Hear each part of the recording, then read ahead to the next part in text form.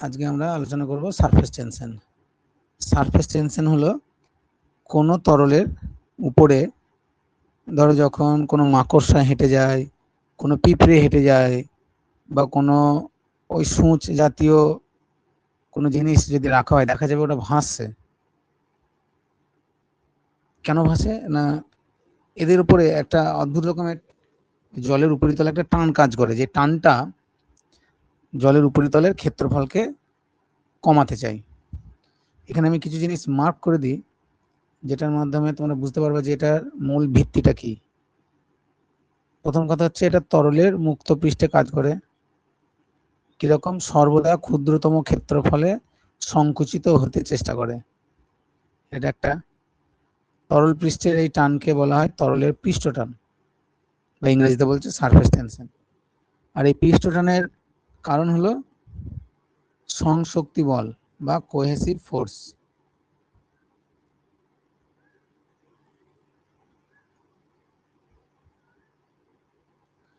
এই কোহেসিভ ফোর্সে কিরকম, ধরো সাপোজ কোনো ওই সসের বোতল থেকে যখন সস ঢালা হয়, একবার সসটা মুখ দিয়ে বেরিয়ে গেছে, অথচ সহজে পড়তে চাইছে না। কোনো জলের বোতল যদি হতো, কি হতো, জলটা পুরোটাই পড়ে যেত। কিন্তু কোথাও গিয়ে ওই একটা সসের বোতল থেকে যখন সস ঢালতে যাওয়া হয়, ওর যেন পড়ার ইচ্ছাই নেই, জোর করে ওকে ঘা মেরে মেরে ও খাবারের মধ্যে তখন সসটা দিতে হচ্ছে। তো ওই যে পড়তে চাইছে না ও, আর নিজেকে আটকে রাখতে চাইছে, এটাই হলো সংশক্তি বল বা কোহেসিভ ফোর্স, নিজেকে আটকে রাখতে চাই। এখানে যেমন ধরো সাপোজ এটা তরলের পৃষ্ঠতল, এ থেকে বি তে কিছু বল এইদিকে কাজ করছে, কিছু বল এইদিকে কাজ করছে। পি এরিয়াতে, মানে ধরো সাপোজ এখানে একটা পি বিন্দু আছে আর এখানে একটা কিউ বিন্দু আছে, তাহলে পি কি চাইছে, পি এদিক থেকে এইদিকে কাজ করতে চাইছে, কিউ এদিক থেকে এইদিকে কাজ করতে চাইছে। তাহলে এইখানে একটা যে টানের সৃষ্টি হচ্ছে, দুই দিক থেকে যেন দুই দিন সে দড়ি টানাটানির মতো একটা টানের সৃষ্টি করেছে। কি বলছে এখানে, যে এ বি একটা তল কল্পনা করো। এবার তরল পৃষ্ঠের ক্ষেত্রফল সংকোচনের প্রবণতার জন্য, মানে এই তরল পৃষ্ঠের এই যে ক্ষেত্রফল, এ সবসময় মিনিমাইজ করতে চায়, জানি না, তরল পৃষ্ঠ যেহেতু সবসময় ক্ষেত্রফল মিনিমাম করতে চায়, সেই জন্য বৃষ্টির ফোঁটাটাও গোলাকার হয়। তা সেই প্রবণতার জন্য এ বি রেখার একদিকের অণুগুলি অন্য দিকের অণুগুলি থেকে বিচ্ছিন্ন হয়ে দূরে সরে যেতে চায়। এই দিকের অণুগুলি এই দিকে যেতে চায়, এই দিক থেকে বিচ্ছিন্ন হতে, এই দিকের অণুগুলি এই দিকে যেতে চায়। ফলে পি অংশ কিউ অংশের উপর, এখানে যে পি আছে সেই পি অংশটা কিউ অংশের উপর, এবং কিউ অংশ পি অংশের উপর, উল্টো একে অপরের উপর সম পরিমাণ বল এ বি রেখার লম্বভাবে পৃষ্ঠতলের স্পর্শক বরাবর। এদিকে প্রত্যেকটা যে লম্বভাবে, মানে 90 ডিগ্রি, এখানে 90 ডিগ্রি, এটা 90 ডিগ্রি, 90 ডিগ্রি, প্রতিটা বল 90 ডিগ্রি এবং পৃষ্ঠতলের স্পর্শক বরাবর, পৃষ্ঠতলকে ছুঁয়ে গেছে আর কি, প্রয়োগ করে। এ বি রেখার প্রতি একক দৈর্ঘ্যে প্রযুক্ত এই প্রকার বলের পরিমাণই হলো তরলের পৃষ্ঠটান। পি তার কণাগুলোকে তার দিকে আকর্ষণ করতে চায়, কিউ থেকে দূরে থাকতে চায়, কিউ তার কণাগুলোকে পি থেকে দূরে থাকতে চায়। এর ফলে এখানে একটা টানের সৃষ্টি হয়। তাহলে এই যে এ বি এই তলের উপর প্রতি একক দৈর্ঘ্যে যে টানের সৃষ্টি হয়েছে, সেটাকেই বলতে পৃষ্ঠটান। এই পৃষ্ঠটান ব্যাপারটা একটু কঠিন, এবং এটাকে বোঝার জন্য আমরা একটা আলোচনা করেছিলাম যে এটা কি ধরনের টান। নিজেকে ধরে রাখার জন্য, যে হঠাৎ করে এরকম ভাবে কিছু মানুষ যদি একটা ব্রিজের উপর এমন ভাবে দাঁড়িয়ে আছে যে কেউ যদি ছেড়ে দেয় এক অপরকে, তাহলে তাদের নিজেদের বিপদ হয়ে যেতে পারে। তখন কেউ যদি এখান থেকে সরে যায় বা লাফ মারে জলের মধ্যে, তাহলে বাকিরা তখন কি করবে, নিজেদেরকে বাঁচানোর তাগিদে যত দূর পর্যন্ত পারবে হাত প্রসারিত করে এক অপরের হাত ধরে একটা টান করে ধরে থাকবে। ওই যে টান, ওই ধরনের টানটাই হচ্ছে জলের উপরিতলে দেখা যায়, এবং ওই টানটা প্রতি একক ক্ষেত্রফলে যেটা দেখা যায় সেটাই হলো পৃষ্ঠটান। একটু মনে রাখার চেষ্টা করতে হবে। তরলের মুক্ত পৃষ্ঠে একটি কাল্পনিক রেখার প্রতি একক দৈর্ঘ্যে, এই যে কাল্পনিক রেখা হলো এবি, এই কাল্পনিক রেখার প্রতি একক দৈর্ঘ্যে ধরো এই যে 1 2 3 4 এইভাবে আমরা ভাগ করে নিলাম, 1 ইউনিট করে ভাগ করে নিলাম। তাহলে প্রতি একক দৈর্ঘ্যে কি হচ্ছে, প্রতি একক দৈর্ঘ্যে ওই রেখার সঙ্গে, দেখো এই রেখার সঙ্গে এবি রেখার সঙ্গে লম্বভাবে, এই তীর চিহ্ন যেগুলো লম্বভাবে গেছে, লম্বভাবে পৃষ্ঠতলের স্পর্শক বরাবর, এই যে পৃষ্ঠতল তার স্পর্শক বরাবর এবং রেখার উভয় পাশে, দুই দিকেই কিন্তু এই বলটা কাজ করছে, যে বল ক্রিয়া করে তাকে ওই তরলের পৃষ্ঠটান বলা হয়। আমরা দেখবো এটা অডিও ভিডিও একটু দেখে নেব যাতে আমরা বুঝতে সুবিধা হয় আমাদের। তাহলে প্রথম কথা হচ্ছে পৃষ্ঠটান এক ধরনের বল, কিরকম বল, প্রতি একক ক্ষেত্রফলে, তার মানে বা প্রতি একক দৈর্ঘ্যে, প্রতি একক দৈর্ঘ্যে কোন একটা দৈর্ঘ্য তাহলে এটাকে যদি এবি ধরা হয় তাহলে তার প্রতি একক দৈর্ঘ্যে যে বল, তার মানে এফ বাই এল, পৃষ্ঠটান এস দ্বারা যদি ডিনোট করা হয় তাহলে পৃষ্ঠটান এস সমান F by L, F by L, প্রতি একক দৈর্ঘ্যে প্রযুক্ত যে বল তাকে বলা হচ্ছে পৃষ্ঠটান।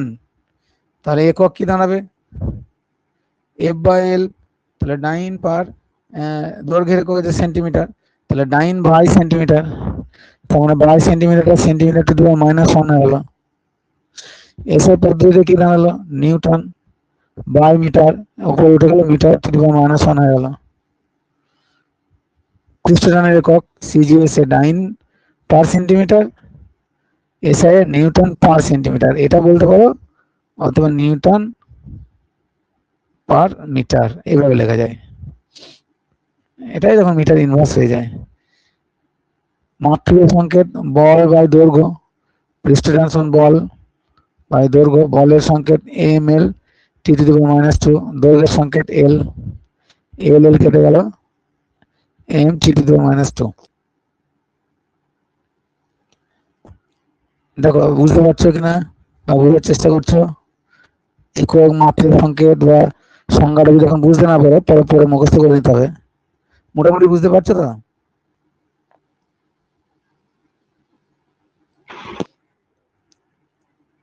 দীপিকা, নারায়ণ, পারভেজ, যা পারভেজের সুবিধা হলো তার ক্লাসটা মিস গেল না। দীপিকা আমাদের বাড়িতে কিছু ভিডিওগুলো দেখছে একটু। বোঝা গেল, বুঝে গেল? হ্যাঁ স্যার, বুঝতে পেরেছি। ব্যাস, বাকিরা কে কখন জয়েন করলে আমি জানি না। আমরা আলোচনা করছি পৃষ্ঠটান, মানে জলের উপরে একটা টান, যে টানের জন্য জলের উপরিতলের ক্ষেত্রফলটা মিনিমাম হওয়ার চেষ্টা করে, প্রতি একক দৈর্ঘ্যের যে টান। এই জলের এই এবি যদি আমি একটা তল কল্পনা করি, এই এবি তলের সঙ্গে লম্বভাবে যে বল কাজ করছে এবং সেটা প্রতি একক ক্ষেত্রফলে যে বল কাজ করছে সেটাই হচ্ছে পৃষ্ঠটান। বেশ, এবার আমরা সংশক্তি ও আসঞ্জন বল, cohesive and adhesive force, very very important. একই পদার্থের দুটি সমধর্মী কণার মধ্যে যে আকর্ষণ বল ক্রিয়া করে তাকে সংশক্তি, যেমন ওই টমেটোর সস, কোহেসিভ ফোর্স, একে অপরের সঙ্গে লেগে থেকে তাকে টেনে ধরে রাখতে যায়, কিছুতেই যেন পড়তে যায় না, ইলাস্টিক জাতীয় মানে ভাব। আর আসঞ্জন বল একটি পদার্থ অন্য একটি পদার্থের সঙ্গে সংস্পর্শে থাকলে স্পর্শতলের দুই পাশে দুটি পদার্থের দুই ভিন্ন ধর্মী অণুর মধ্যে যে আকর্ষণ বল ক্রিয়া করে তাকে আসঞ্জন বল বলে। মানে অনেকটা ধরো এইভাবে ভাবতে পারো, আমি একটা উদাহরণ দিচ্ছি, এ এ ড্যাশ, এরা দুই ভাই বা দুই বোন, তাহলে এদের মধ্যে যে আকর্ষণ বল সেটা হচ্ছে সংশক্তি বল। তাহলে একই সঙ্গে বড় হয়, একই সঙ্গে পিটোপিটি করে মানুষ হয়, তাহলে তারা হলো, তাদের মধ্যে যে আকর্ষণ বল কাজ করছে সেটা হচ্ছে সংশক্তি বল। এবার এ বি এর সঙ্গে বড় হচ্ছে, এ আলাদা জিনিস, বি আলাদা জিনিস, কিন্তু এর এতটাই কাছাকাছি বা মেসেজে বন্ধুর মতো, কিন্তু একেবারে নিজের নয়, মানে সমধর্মী নয়। এ আলাদা বি আলাদা, তাহলে দুটো আলাদা আলাদা বস্তুর তাদের যখন স্পর্শতলের মধ্যে যে আকর্ষণ বল কাজ করে তখন তাদের বলা হয় আসঞ্জন বল। আর একই পদার্থের দুটো সমধর্মী কণার মধ্যে যে আকর্ষণ বল কাজ করে সেটা হচ্ছে সংশক্তি বল। তাহলে সংশক্তি বল আর আসঞ্জন বলের মধ্যে পার্থক্য বুঝতে পারলো। সংশক্তি, এবার মনে রাখো দুটো দন্তের স আছে, তার মানে মিল আছে, তার মানে একই পদার্থে দুটো বস্তু সংশক্তি বানানে দুটো দন্তের স আছে, সেম সেম, মানে একই পদার্থের দুটো সমধর্মী। আর আসঞ্জনে একটা দন্তের স আর আর একটা আলাদা। প্রথম অক্ষর হচ্ছে আ আর দ্বিতীয় অক্ষর হচ্ছে দন্তের স, আলাদা, পুরো দুটো আলাদা পদার্থ যখন সংস্পর্শে থাকে তখন তাদের মধ্যে যে আকর্ষণ বল কাজ করে সেটা হচ্ছে আসঞ্জন। বোঝা গেল? নারায়ণ বুঝতে পারলি কি বলতে চাইলাম? সংশক্তি আর আসঞ্জন বল অনেক সময় সংজ্ঞা দেয়।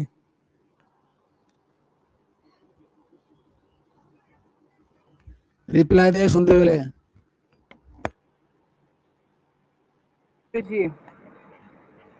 হুম, পারভেজ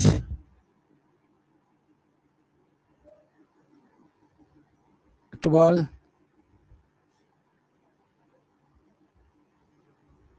পারভেজ রিপ্লাই দে।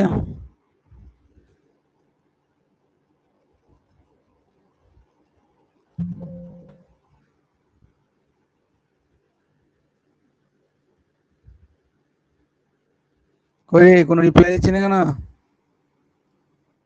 ও পারভেজ তো নাই। বেশ, বিপিদা কি বুঝলে বলো, আমাকে একটু বোঝাও। সংশক্তি আর আসঞ্জন বলের মধ্যে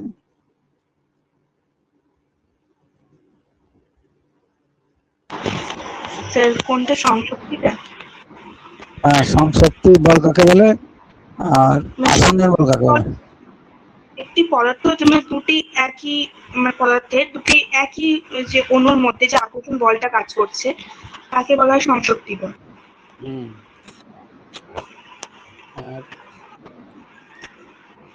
আর আসঞ্জন?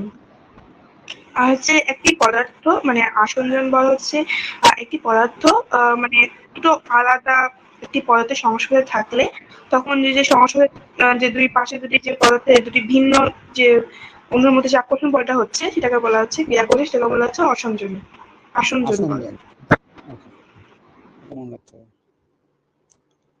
নেক্সট, তরলের পৃষ্ঠটানের উপর কি কি বিষয়ের প্রভাব বিস্তার করতে পারে, মানে তরলের পৃষ্ঠটান কি কি বিষয়ের উপর নির্ভর করে? এক হচ্ছে তরলের দূষণ, পয়েন্ট কোড আগে মনে রাখতে হবে। তরলের মধ্যে কি কি পদার্থ দ্রবীভূত আছে, দুটো পয়েন্ট। তরলের তাপমাত্রা, তরল সংলগ্ন মাধ্যমের প্রকৃতি, এই পয়েন্ট কটা। আর তড়িতাহিতকরণ।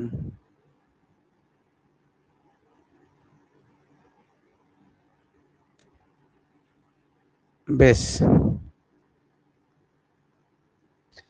কি দাঁড়াচ্ছে না, তরলের পৃষ্ঠটান যে যে বিষয়গুলোর উপর নির্ভর করে কিভাবে সেটা আমরা জানবো। এক নাম্বার, দূষণ। যদি দূষিত হয় তাহলে পৃষ্ঠটান হ্রাস পায়। মানে এই দেখো, এই পড়াগুলো মনে রাখার সব থেকে সহজ কৌশল হচ্ছে তীর চিহ্ন। এটা মনে হচ্ছে যদি দূষণ বাড়ে, জাস্ট এইটা মনে রাখবা, তাহলে পৃষ্ঠটান কি হবে, কমবে। উদাহরণ হিসাবে, জলের দূষণের ফলে যদি জলে কোনো চর্বি জাতীয় পদার্থ বা তেল জাতীয় পদার্থ ফেলা হয় তাহলে জলের পৃষ্ঠটান হ্রাস পায়। জাস্ট এই সম্পর্কটা তোমাকে জানতে চাইবে। তাহলে কি সম্পর্ক পেলাম বল একবার? এই দুটো হলেই পুরো লাইনটা লিখে যাবে। জলে যদি দূষণ বাড়ে তাহলে পৃষ্ঠটান বাড়বে না কমবে?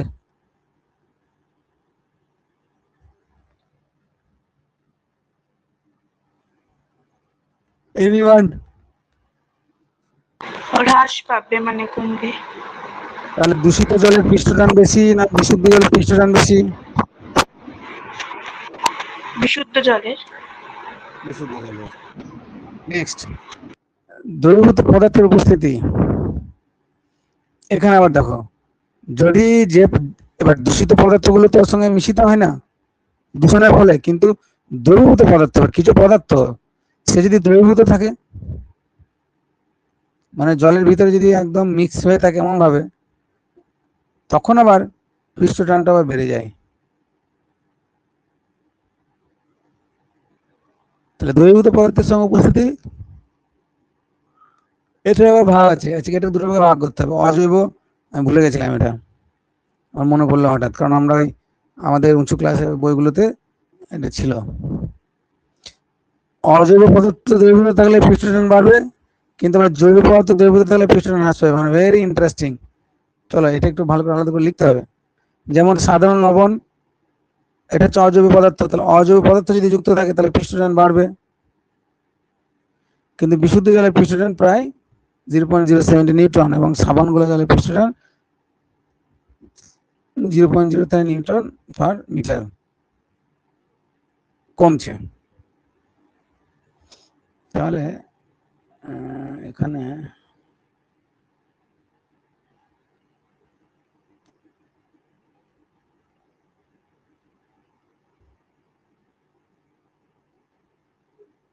দ্বারা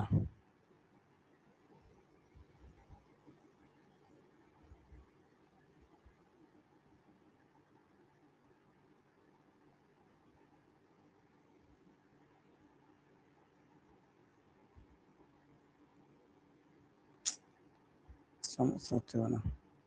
দ্রবীভূত পদার্থ কি দাঁড়াচ্ছে বলো দেখি, ডিস্টার্ব করছে কেন? আমাকে তাহলে বোর্ডে যেতে হবে, ছাড়ো এইখানটা, এটা একটু নোট ডাউন করবে।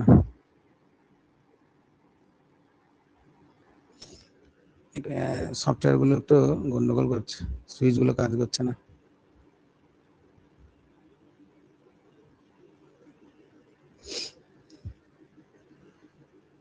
এবার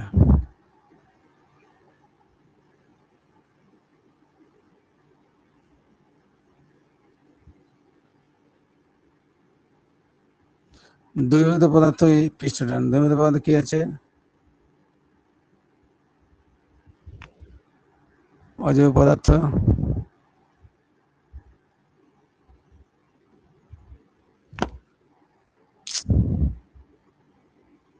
অজৈব পদার্থ,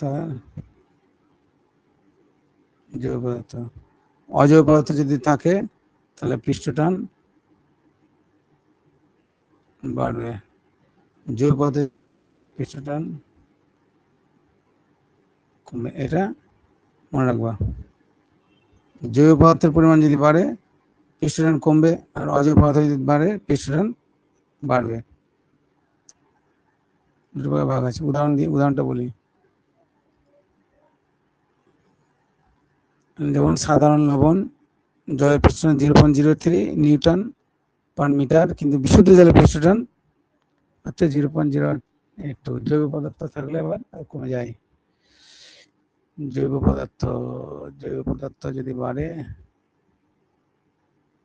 তাহলে তার পৃষ্ঠটান কমে যায়।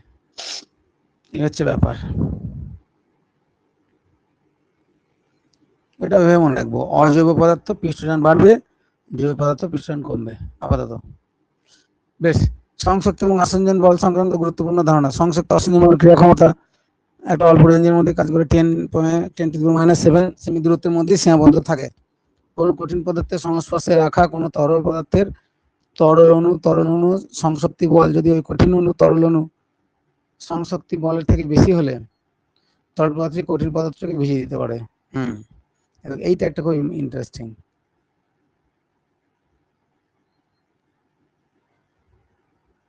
যেমন কাচের গ্লাসে পারদ ঢাললে পারদ কাচকে ভেজায় না, অপরপক্ষে জল ঢাললে তা কাচকে ভিজিয়ে দেয়।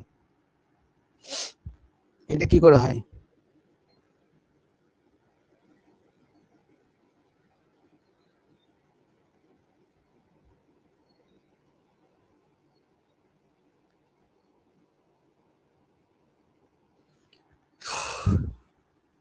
ডিস্টার্ব চলছে। কঠিন পদার্থের সংস্পর্শে রাখা, বেশ। এই যে কাঁচের গ্লাস, এই কাঁচের গ্লাস হলো কঠিন পদার্থ, এর সংস্পর্শে রাখা কোনো তরল পদার্থ, এখানে তরল আছে, তরল আছে।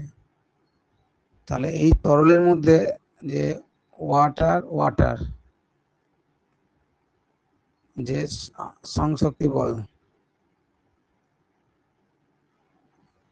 কঠিন তরল মানে এর ভিতরে জলের মধ্যে যে নিজস্ব সংশক্তি বল, এবার কাঁচের সঙ্গে তরলের যে সংশক্তি বল তার তুলনায় বেশি যদি হয়, তাহলে কঠিন পদার্থকে ভিজিয়ে দিতে পারে। তরল পদার্থ কঠিন পদার্থকে ভিজিয়ে দিতে পারে না, ভেজাতে পারে না, নিজেদের মধ্যে যদি টান বেশি হয়। যেমন কাঁচের গ্লাসে পারদ ঢাললে পারদ কাঁচকে ভেজায় না, জল ঢাললে তো কাঁচকে ভেজাবে। কি বুঝছো? ভিতরে যে তরল থাকবে সে তরলের নিজেদের মধ্যে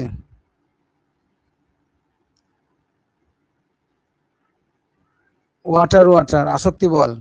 যদি এখানে দেখো কি কি কম্পোজিশন হতে পারে, দুটোই ওয়াটার, দুটোই গ্লাস আর ওয়াটার গ্লাস, এই কম্পোজিশন হতে পারে। তাহলে এখন কি বলছে যে যদি ওখানে যে তরল পদার্থ নিয়ে আছে সেই তরল পদার্থের তরল অণুর মধ্যে যে সংশক্তি বল কোহেসিভ ফোর্স কাজ করে, ওটা যদি কঠিন এবং তরলের থেকে বেশি হয় তাহলে পদার্থটিকে ভিজিয়ে দিতে পারে না। নিজের মধ্যে যদি আকর্ষণ বল বেশি হয় তাহলে সেটা ভিজিয়ে দিতে পারে না। কাঁচের গ্লাসে পারদ ঢাললে পারদ কাঁচকে ভেজায় না, অপরপক্ষে জল ঢাললে তা কাঁচকে ভেজায়। এভাবে একটু মনে রাখতে হবে, মনে রাখার বিষয়। এবার তাহলে কি কি বিষয় নির্ভর, তরলের পৃষ্ঠটান, তরলের দূষণ, দ্রবীভূত পদার্থের উপস্থিতি, আর এটা কি আছে তরলের তাপমাত্রা। তাপমাত্রার সঙ্গে কি, তাপমাত্রা যদি বাড়ানো হয় পৃষ্ঠটানকে কমবে।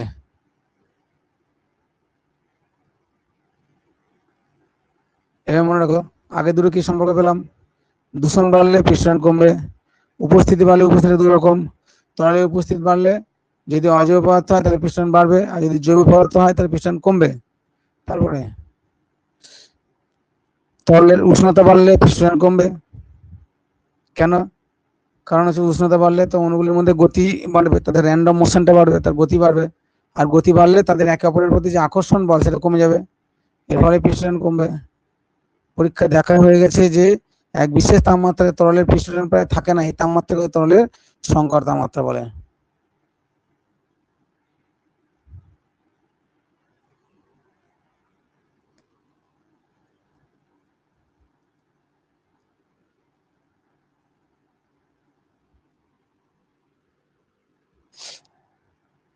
আচ্ছা, তাহলে তাপমাত্রা বা উষ্ণতা কমলে, উষ্ণতা বাড়লে পৃষ্ঠটান কমে, তো উষ্ণতা বাড়লে উষ্ণতাকে দিইনি কেন, একটু ডিস্টার্ব আসছে, সরি। উষ্ণতা বাড়লে পৃষ্ঠটান কমছে, এটা যে সম্পর্ক, এবং যে তাপমাত্রায় তরলের এই ঘটনাটা ঘটে তা বলছে তরলের সংকট তাপমাত্রা।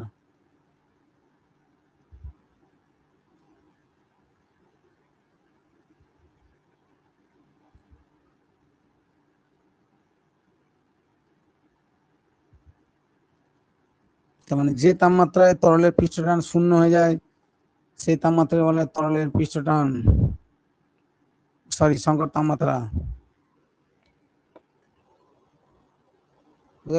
নেক্সট, তরলের সংলগ্ন মাধ্যমের প্রকৃতি, তরলের আশেপাশে যে মাধ্যমগুলো আছে তাদের প্রকৃতি কি দেখি।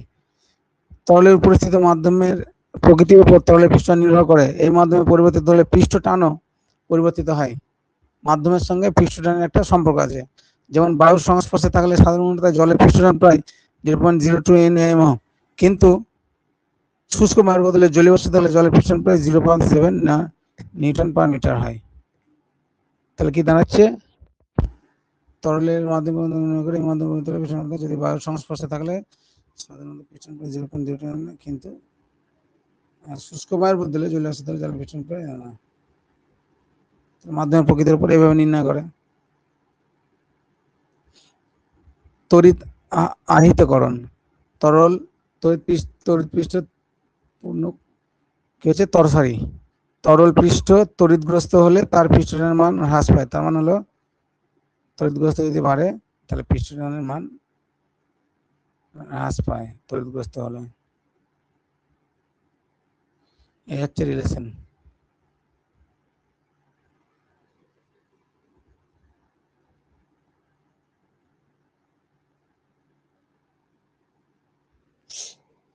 দেখো এইটা আপাতত তরলের পৃষ্ঠটান কি কি বিষয় উপর নির্ভর করে। একবার সংক্ষেপে বলো, অ্যারো চিহ্ন সাপেক্ষে আমাকে বিপরীত একটু বলো কি লিখলাম।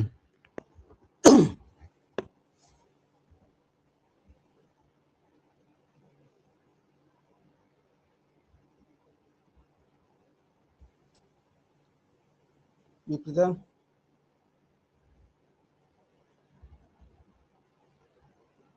তরলের পৃষ্ঠটান কি কি বিষয়ের উপর নির্ভর করে।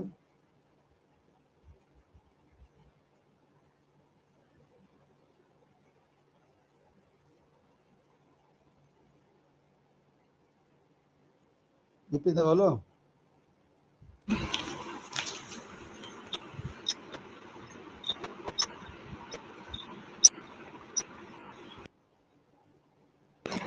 স্যার চিহ্নগুলো ওটা বাড়লে এটা বাড়ে, জাস্ট ওইগুলো চিহ্নগুলোকে বৃদ্ধি হিসেবে ধরো।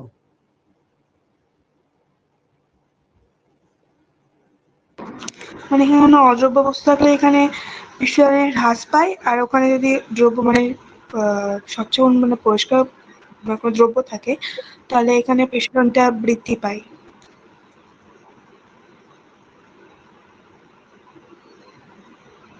বেশ, তারপরে আর জৈব পদার্থ দ্রবীভূত থাকলে জৈব পদার্থ দ্রবীভূত থাকলে পৃষ্ঠটান হ্রাস পায় মানে কমে যায়। এটা একটা হলো। আর দূষণের সঙ্গে কি সম্পর্ক। যে দূষণ দূষণ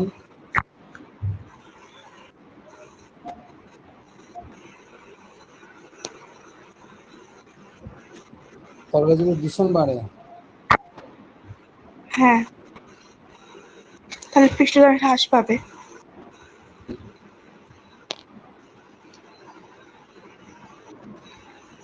আর আর জৈব অজৈব দেখেই বলো, দেখেই বলো, অসুবিধা নেই। তাপমাত্রা যদি বাড়ালাম তাহলে এখান থেকে শুধু সম্পর্কগুলো দেবে। এই যে এখান থেকে অ্যাকচুয়ালি কি পড়তে হবে জানো তো, জাস্ট তীর চিহ্নটা একই দিকে আছে না, তীর চিহ্নটা আলাদা দিকে আছে। এটা বাড়লে ওটা বাড়ে না, এটা বাড়লে ওটা কমে। এই কোশ্চেনটা আপ টু একদম কলেজ লেভেল পর্যন্ত থাকে, আর কিচ্ছু না। যে দূষণ বাড়লে পৃষ্ঠটান বাড়বে না কমবে, এগুলো জানতে চাইবে। দূষণ কমবে। কমবে। দ্রবীভূত পদার্থ যদি অজৈব পদার্থ হয় তাহলে পৃষ্ঠটান বাড়বে, আর জৈব পদার্থ হলে পৃষ্ঠটান অজৈব হ্রাস পাবে। নেক্সট। কোন তরল কোন পাত্রের মধ্যে ঢালা হয়েছে, এবার সেই তরলটা সেই পাত্রকে ভিজিয়ে দিতে পারবে কিনা সেটা কিসের উপর নির্ভর করে। ধরো গ্লাসের মধ্যে জল ঢেলেছি আর একটা কার্ডবোর্ডের মধ্যে জল ঢেলেছি,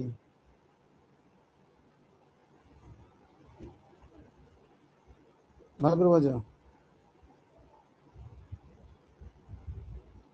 একটা কাঁচের গ্লাসের মধ্যে জল ঢেলেছি, ধরো আর একটা মাটির গ্লাসে জল ঢেলেছি, কি হবে।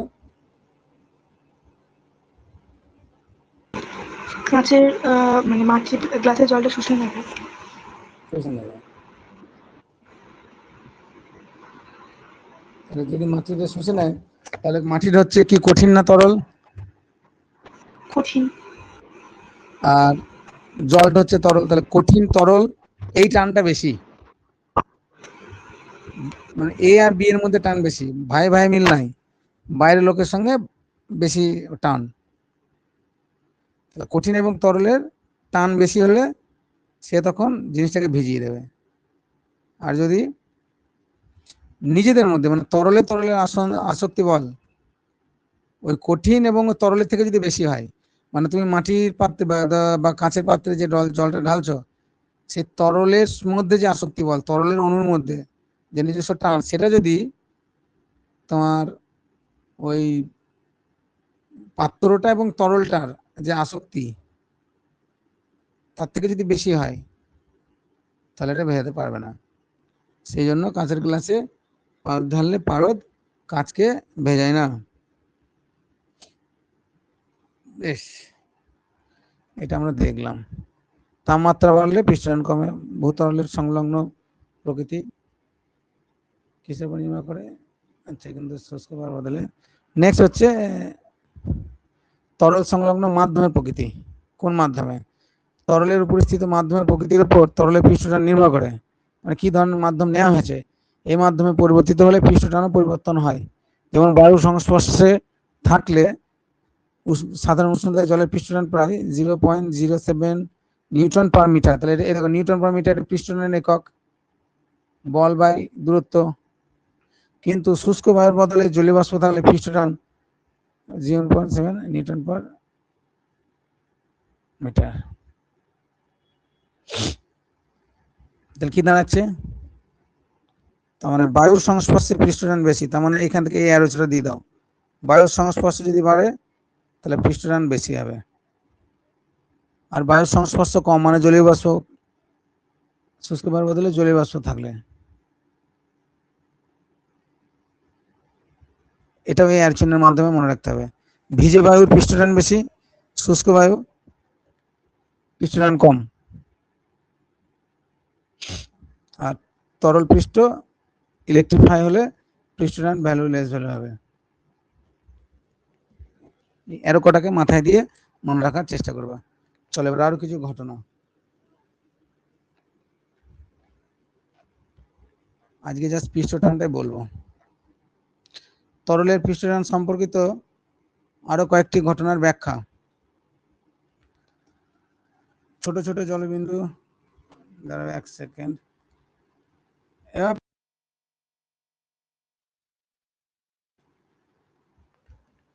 বলছি ক্লাস কটায় তোমার? ক্লাস কটায়? 3টে থেকে? কোথায়, সেই ইন্দ্রপ্রস্থ? না, আমার দিয়ে আসতে গেলে এখন কিছুটা সময় লাগবে। ইন্দ্রপ্রস্থ কি? ইন্দ্রপ্রস্থ হলে তো কটা বাজে? মিনিট 20 দাঁড়াও, 2:50 বেরোলেও তো হবে। তাহলে হবে কেন?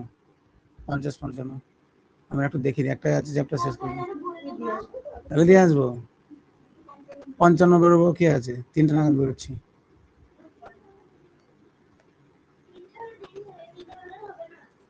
কি আবৃত্তি কি আছে, কোন আছে? বেশ, চলো চলো চলো। তরলের পৃষ্ঠটান সম্পর্কিত আর কয়েকটি ঘটনা দেখি। ছোট ছোট জলবিন্দু বা জলের ফোঁটা সবসময় গোলাকার আকৃতি ধারণ করে কেন? আমরা পৃষ্ঠটানটা আবার একবার পড়বো। পৃষ্ঠটান চ্যাপ্টারটা একটু কঠিন, একটু 2-1টা বই থেকে পড়বো, একটু অডিও ভিডিও দেখবো, তবে ওটা হবে। আমি একটু এগিয়ে নিই।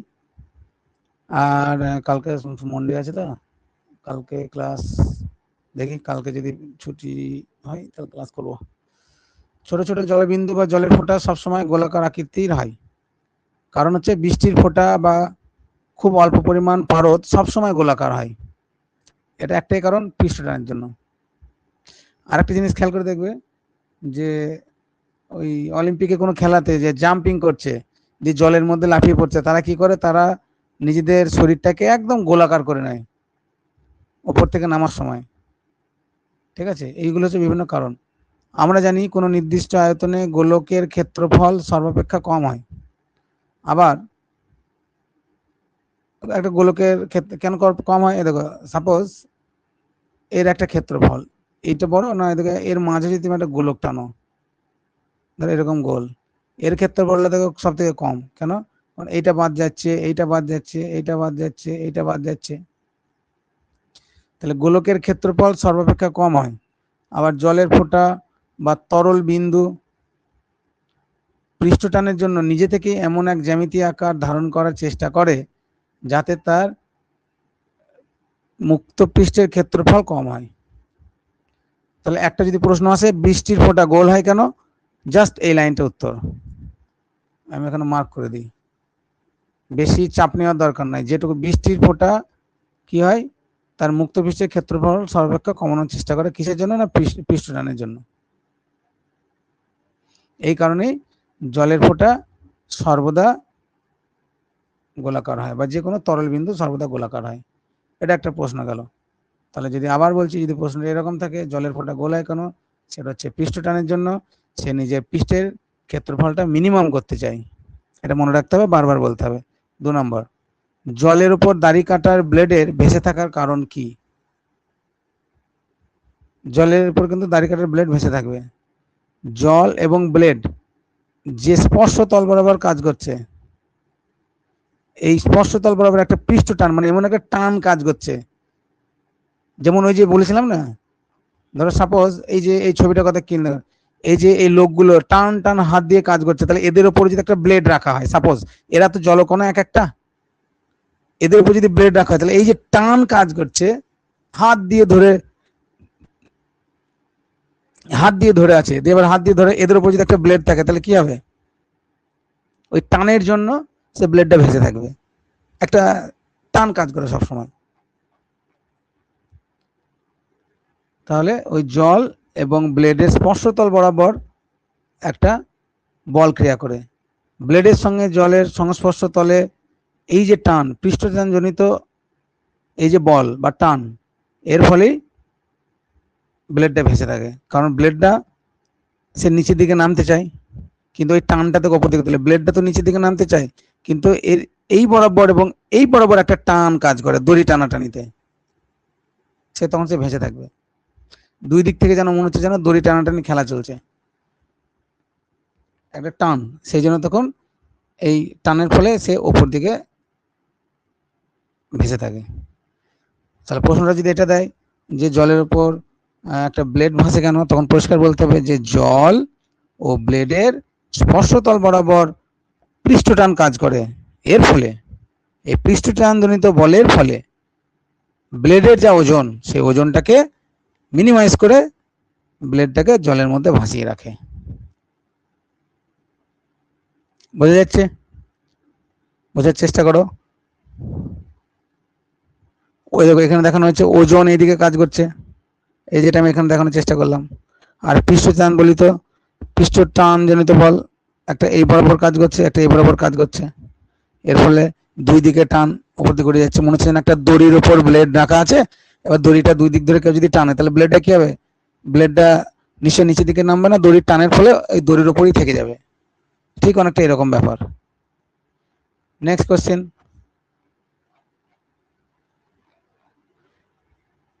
জলে ডোবানো অবস্থায় ছবি আঁকা তুলি আঁশগুলি ফাঁক ফাঁক হয়ে থাকে, জলের মধ্যে একদম ভেসে ভেসে যাচ্ছে। আমরাও যদি জলে ডুব দিই, ধরো পুকুরে, নদীতে, আমরা যখন জলে ডুব দিই, তখন আমাদের চুলগুলো কি হয়? চুলগুলো পুরো সেই ফাঁক ফাঁক হয়ে এদিকে এদিকে চারিদিকে ভেসে বেড়ায়। কিন্তু যে জল থেকে তুলি, তখন আমাদের চুলগুলো কি হয়, মানে একে অপরে একদম টান হয়ে লেগে থাকে, মাথার মধ্যে চেপটে লেগে থাকে, মনে হবে যেন মাথার মধ্যে 1 টিন তেল ঢালা হয়েছে। কিন্তু জল থেকে তুললে কি হবে? আঁশগুলি পরস্পর আটকে যায়, কারণ এটাও সেই জলের পৃষ্ঠটান। উপরে তোলার ফলে কি হচ্ছে? সেই জলের পৃষ্ঠটানে সে নিজের ক্ষেত্রফলটাকে ছোট করতে চাইছে, মুক্ত পৃষ্ঠের ক্ষেত্রফল, কারণ তখন তো তোমার মাথায় জল আছে, চুলটা জলে ভিজে আছে। এর ফলে কি হচ্ছে? তোমার ওই নিজেদের গায়ে লেগে থাকছে। তাহলে তুলি জলের বাইরে আনলে আঁশগুলির মধ্যে জলের একটা পাতলা আস্তরণ তৈরি হয় এবং একটা পৃষ্ঠটান কাজ করে, এবং এই পৃষ্ঠটানের জন্য আঁশগুলিকে টেনে একত্র করার চেষ্টা করে। মানে পৃষ্ঠটান মানেই হচ্ছে তোমাকে ক্ষেত্রফলটাকে কমানোর চেষ্টা করবে সব সময়, ওই জন্য মাথার মধ্যে চেপটে লেগে যাবে। একটাই কাজ পৃষ্ঠটানের, সবসময় মনে রাখবে যে পৃষ্ঠটানের একটাই কাজ, সে যেখানে কাজ করবে তার ক্ষেত্রফলটাকে কমানোর চেষ্টা করবে। তাহলে তোমার মাথার উপর যদি কাজ করে, তাহলে মাথার চুলগুলোকে এমন ভাবে রাখবে যাতে মনে হবে যেন একেবারে সব থেকে কম জায়গায় আছে। তাহলে সেটা কখন পসিবল? যখন তোমার একেবারে গায়ে গায়ে লেগে থাকবে। তাহলে পৃষ্ঠটানের কাজ হলো ক্ষেত্রফল কমানো, সবসময় মনে রাখবে। পৃষ্ঠতলের কাজ হলো, পৃষ্ঠটান বা সারফেস টেনশনের কাজ হলো ক্ষেত্রফলটাকে কমানো। এবার জলের ভিতরে পৃষ্ঠটান নাই, পৃষ্ঠটান আছে জলের উপরে, একদম উপরিতলে। আর জলের ভিতরে মানে গভীরে, তুমি যদি জলের মধ্যে ডুবে যাও, তখন পৃষ্ঠটান কাজ করছে না। তো পৃষ্ঠটান কাজ করে কোথায়? একেবারে জলের উপরের তলে। এটা মাথায় রাখতে হবে। এখান থেকে একটা এমসিকিউ হতে পারে যে পৃষ্ঠটান কোথায় কাজ করে, জলের উপরিতলে না জলের ভিতরে? জলের ভিতরে পৃষ্ঠটান কাজ করে না, পৃষ্ঠটান কাজ করে জলের উপরে, মনে রাখবা। জলের উপর 1 ফোঁটা তেল ফেললে তা জলের উপর ছড়িয়ে পড়ে, ওই পৃষ্ঠটানের জন্য। ওই যে এইদিকে ভাবো, এটা ধরো 1 ফোঁটা তেল, তখন কি করছে, এইদিকে টান মারছে তেলটাকে, এইদিকে টান মারছে তেলটাকে, তাহলে তেলটা তখন কি হচ্ছে, এ তো নাই ব্লেড নাই ভেসে থাকছে, কিন্তু তেল হলে ছড়িয়ে যাবে। এই যে ধরো এইটাকে ভাবো, এই যে এরা টান টান করে হাত ধরে দাঁড়িয়ে আছে, এদের মাঝে যদি 1 ফোঁটা তেল পড়ে, এও টানছে এইদিকে, এও টানছে এইদিকে, তাহলে পৃষ্ঠ টানের জন্য ওই তেলটা ছড়িয়ে পড়বে। তেল অপেক্ষা জলের পৃষ্ঠ টান বেশি, এটাও একটা ইম্পর্টেন্ট লাইন।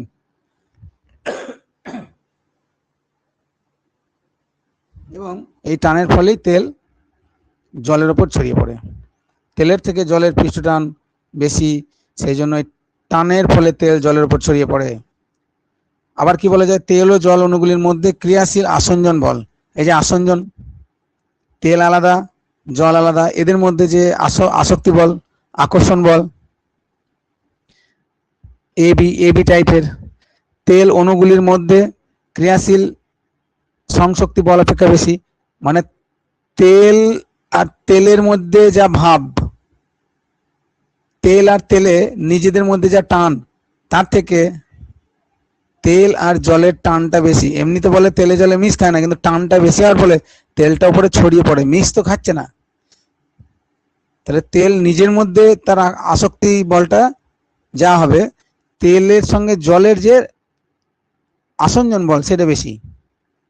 ওই জন্য বলতে তেল ও জল অণুগুলির মধ্যে ক্রিয়াশীল আসঞ্জন বল, তেল অণুগুলির মধ্যে মানে তেল থেকে তেল, সেই ক্রিয়াশীল সংশক্তি বল অপেক্ষা বেশি হয়, তাই তেল জলের উপর ছড়িয়ে পড়ে। কিন্তু তেলের উপর 1 ফোঁটা জল ফেললে সেটি সংকুচিত হয়ে যায়। আচ্ছা, তেলটা জলের উপর ছড়িয়ে যাবে কিন্তু জলটা ছড়াবে না, কেন? কারণ জলের সঙ্গে জলের ভাবটা বেশি, জল যে টান, আসক্তি টান, এইটা বেশি, গ্রেটার দেন তোমার তেল জল বা তেল বলা যেতে পারে। তেলের নিজস্ব যে আকর্ষণ বল, তার তুলনায় জলের আকর্ষণ বলটা বেশি, সেই জন্য জলটা কি করে, নিজেকে গুটিয়ে রাখে।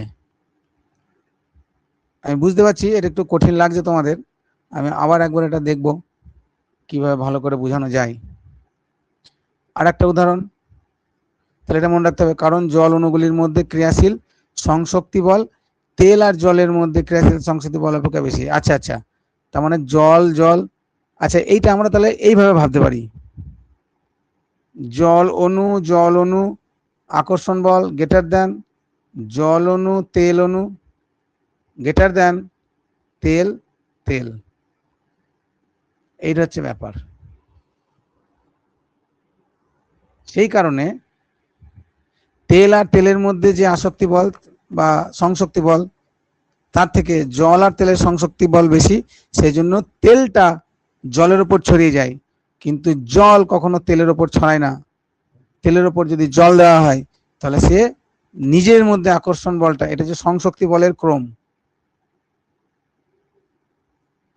সংশক্তি বলের ক্রম, এটাকে আমরা বলতে পারি জল গ্রেটার দেন জল তেল গ্রেটার দেন তেল। পরে আমরা দেখে নেব। 1 টুকরো কর্পূর জলে ফেললে তা এলোমেলো ভাবে জলের উপর নাড়াচাড়া করে। কর্পূর জলে দ্রবীভূত হলে জলের পৃষ্ঠটান কমে যায়। কর্পূর জলে দ্রবীভূত হলে জলের পৃষ্ঠটান কমে যায়। কর্পূরের অনিয়মিত আকারের জন্য বিভিন্ন অংশ বিভিন্ন পরিমাণে দ্রবীভূত হয়, ফলে বিভিন্ন স্থানে পৃষ্ঠটানের হ্রাসও বিভিন্ন হয়। ওয়েট, রানীবাগান তো না কোথায়, এর ফলে কর্পূরের টুকরোর ওপর বিভিন্ন দিক থেকে অসম টান ক্রিয়া করে এবং টুকরোটি এলোমেলো ভাবে নাড়াচাড়া করে। কি বলছে, যে একটা কর্পূরের টুকরো জলে ফেললে কি ঘটনা ঘটবে না, তাই এলোমেলো ভাবে জলের উপর নাড়াচাড়া করবে। কি কারণে না, কর্পূর জলে দ্রবীভূত হলে জলের পৃষ্ঠটান কমে যায়, সারফেস টেনশন কমে যায়, বেশ কমলো। কর্পূরের অনিয়মিত আকারের জন্য এর বিভিন্ন অংশ বিভিন্ন পরিমাণে দ্রবীভূত হয়, ফলে বিভিন্ন স্থানে পৃষ্ঠটানের হ্রাসও বিভিন্ন হয়। এর ফলে কর্পূরের টুকরো উপর বিভিন্ন দিক থেকে অসমটান ক্রিয়া করে এবং টুকরোটি এলোমেলোভাবে নাড়াচাড়া করে। আচ্ছা, এটার কারণ হচ্ছে, দেখো বলছে কর্পূরকে যদি জলে মেশানো হয় তাহলে কর্পূর জলে দ্রবীভূত হয়ে যায়, মিশে যায়। এইবার আমরা একটু আগে কি দেখেছি, এখানে খেয়াল করো তো, কর্পূর জলে মিশলো, তাহলে কর্পূর যদি জলে মিশে যায় তাহলে দূষণ হয়ে গেল। কর্পূর একটা ফরেন বডি, এই দূষণের ফলে পৃষ্ঠটান কমে গেল, দূষণ হলে পৃষ্ঠটান কমে যায়। তাহলে কর্পূর যখন জলে মেশে তাহলে জলের পৃষ্ঠটান কমে যায়। তাহলে পৃষ্ঠটান কি পুরো জলটার কমে গেল? না, বিভিন্ন জায়গায় বিভিন্ন রকম ভাবে কমলো। এক জায়গায় পৃষ্ঠটান কমলো, এক জায়গায় বেশি আছে, এক জায়গায় কম, এক জায়গায় বেশি হওয়ার জন্য কর্পূরটা তখন এদিক ওদিক করে নড়াচড়া করে। ওকে, এটাই হচ্ছে কারণ। প্রাচীনকালে ঝড়ের সময় সমুদ্রের ঢেউকে শান্ত করার জন্য নাবিকেরা সমুদ্রের ওপর তেল ঢেলে দিত পৃষ্ঠটান কমানোর জন্য। তৈলাক্ত জল মানে তেল জল অপেক্ষা বিশুদ্ধ জলের পৃষ্ঠটান বেশি। এই দেখো, জল ভার্সেস জল, এর পৃষ্ঠটান বেশি। তাহলে পৃষ্ঠটান বেশি হলে বেশি ঢেউ, তাহলে যদি জল বেশি ঢেউ, তেল জল কম ঢেউ, হয়ে গেছে। চলো চলো চলো, কম ঢেউ, এই জন্য এটাকে তেলটা ঢালা হতো। আচ্ছা, এক কাজ করি, আমি একটু ওদেরকে রাখতে যেতে হবে। তোমরা যদি জয়েন করতে পারো, আমি মিনিমাম 15 মিনিট পর এসে আবার জয়েন করব। ওকে।